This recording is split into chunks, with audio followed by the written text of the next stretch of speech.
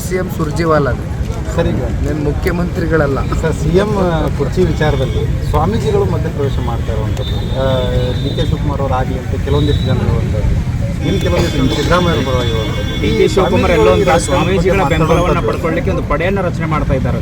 ನೋಡಿ, ಈಗ ಯಾರು ಮುಖ್ಯಮಂತ್ರಿ ಕುರ್ಚಿಯಿಂದ ಇಳಿತಾರೋ, ಯಾರು ಆ ಮುಖ್ಯಮಂತ್ರಿ ಕುರ್ಚಿ ಮೇಲೆ ಕಣ್ಣಿಟ್ಟಿದ್ದಾರೋ, ಅಥವಾ ಆ ಮುಖ್ಯಮಂತ್ರಿ ಕುರ್ಚಿಗೆ ಯಾರಾದರೂ ಶಿಫ್ಟ್ ಆದ ಸಂದರ್ಭದಲ್ಲಿ ಮತ್ತೆ ಕಾಂಗ್ರೆಸ್ನ ಅಧ್ಯಕ್ಷರು ಕುರ್ಚಿ ಮೇಲೆ ಯಾರು ಕಣ್ಣಿಟ್ಟಿದ್ದಾರೋ ನಮಗೆ ಬೇಕಾಗಿರ್ತಕ್ಕಂಥ ವಿಚಾರ.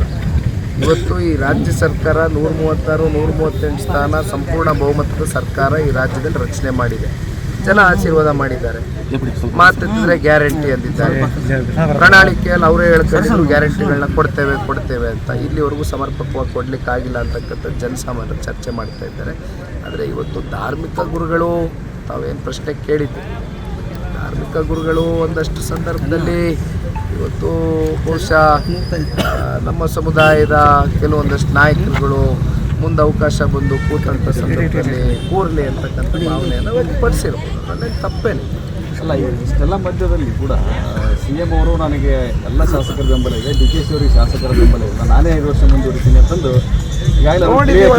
ರಾಜ್ದೀಪ್ ಸರ್ದೇಸಾಯಿ ಅವರ ಇಂಟರ್ವ್ಯೂ ಬಹುಶಃ ಈಗಾಗಲೇ ದೇಶದ ಜನ ನೋಡಿದ್ದಾರೆ. ಇಂಗ್ಲೀಷ್ ಚಾನಲ್ನಲ್ಲಿ ಕೊಟ್ಟಂಥ ಇಂಟರ್ವ್ಯೂ ಎಲ್ಲ ಸೋಷಿಯಲ್ ಮೀಡಿಯಾ ಪ್ಲ್ಯಾಟ್ಫಾರ್ಮ್ಗಳಲ್ಲಿ, ಮಾಧ್ಯಮಗಳಲ್ಲಿ ಪ್ರತಿನಿತ್ಯ ಚರ್ಚೆ ಆಗಿದೆ.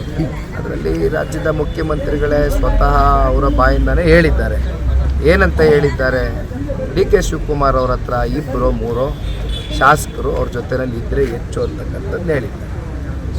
ನಾವು ಹೇಳ್ತಾ ಇಲ್ಲ, ಮುಖ್ಯಮಂತ್ರಿಗಳು. ಸುಮಾರು ಜನ ಬಿಜೆಪಿ ನವೆಂಬರ್ 27 ಡೆಡ್ಲೈನ್ ಈ ಸರ್ಕಾರಕ್ಕೆ ಅನ್ನೋ ಲೆವೆಲಲ್ಲಿ ಮಾತಾಡ್ತಾರೆ. ಡಿಸೆಂಬರ್ ಆದಮೇಲೆ ಸರ್ಕಾರ ಉಳಿಯೋದಿಲ್ಲ ಅಂತಂದು.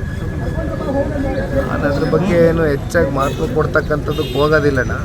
ಯಾಕೆಂದರೆ ಈಗ ಸರ್ಕಾರ ಈಗಾಗಲೇ ಸಂಪೂರ್ಣ ಬಹುಮತದ ಸರ್ಕಾರ, ಜನ ಆಶೀರ್ವಾದ ಮಾಡಿದ್ದಾರೆ.